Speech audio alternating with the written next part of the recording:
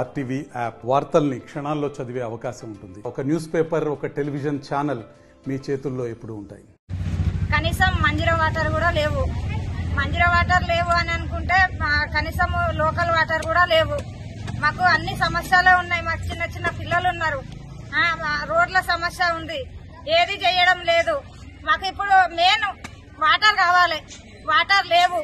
మరి దీని సమస్య ఏంది? ఎవరు పట్టించుకోవడం లేదు.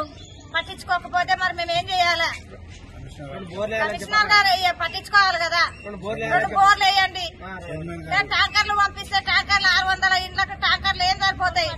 సరిపోవు కదా. ఉన్నోళ్ళు పట్టుకుంటారు, లేనోళ్ళు ఏం చేస్తారు? అందరూ గరీబ్ వాళ్ళు ఉన్నారు, కష్టం చేసుకొని బతికే వాళ్ళు ఉన్నారు. కొంతమందికి అందుతాయి, కొంతమందికి అందవు. కనీసం బోర్ వేస్తే ఆ బోర్లో వాటర్ పడితే ఈ కలెక్షన్ ఇస్తే మనకు వాటర్ వస్తాయి కదా. ట్యాంకర్లు అయితే సరిపోవు. బోర్లు వేయండి. అయితే మరి రోడ్లు చాలా ఘోరంగా ఉన్నాయి. ఆ రోడ్లు వర్షాకాలం వస్తే అడుగు తీసి అడుగు వేయరాదు. మాకు చాలా ఘోరంగా బురద తిని బురదలు కక్కినట్టున్నది మాది. మా పరిస్థితి 20 సంవత్సరాలు వస్తుంది, 25 సంవత్సరాలు వస్తుంది. ఇదే పరిస్థితి మాది. ఎప్పుడు ఒక్కరు కూడా ముందుకు వచ్చి మేము బాగా చేస్తాము, మేము పట్టించుకుంటాము అన్న వాళ్ళే లేరు. కరెంటు బిల్లు కట్టాలా కరెక్ట్ గా, ట్యాక్సులు కట్టాలా కరెక్ట్ గా, అన్ని కట్టాలి మేము కరెక్ట్ గా. మరి అన్ని కట్టినాక మరి వీళ్ళు చేయకపోవడము మేమెందుకు ఓట్లు వేయాలి? ఇవ్వాలి ఎందుకు? మాకు ఈ సమస్యలు రావాలి ఎందుకు? అవే డబ్బులు మేము కూడా పెట్టుకొని మేము చేసుకోవచ్చు కదా. చేసుకోలేమా మేము?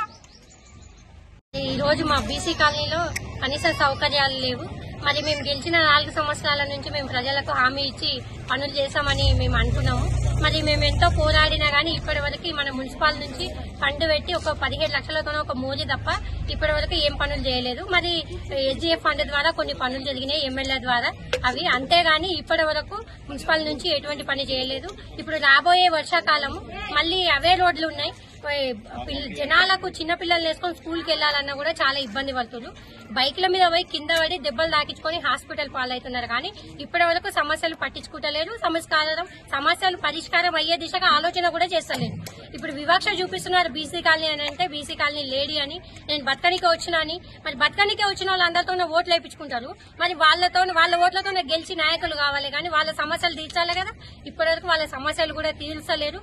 ఇప్పటికీ జనాలకు ఇప్పుడు ఎలక్షన్లని ఇప్పుడు ముందుకు రావడం లేదు. మా వాళ్ళందరూ కలిసి ఇప్పుడైతే మేము ఓట్లు వేయబోమని గట్టిగా చెప్తున్నారు. ఎవరైతే కాలనీని డెవలప్ చేస్తారో వాళ్ళనైతే జనాలు ఇప్పటికి ఎలక్షన్లని దాటవేయొద్దు. అంతలోపే ఈ పనులు ఎవరైతే చేసి ప్రజల సమస్యలు తీరుస్తారో వాళ్ళకు ఓట్లేసి గెలిపిస్తామని చెప్తున్నారు. మరిన్ని వీడియోస్ కోసం ఛానల్ ని సబ్స్క్రైబ్ చేయండి. లేటెస్ట్ అప్డేట్స్ కోసం వాట్సాప్ ఛానల్ ని ఫాలో చేయండి. అండ్ లింక్ డిస్క్రిప్షన్ లో ఉంది.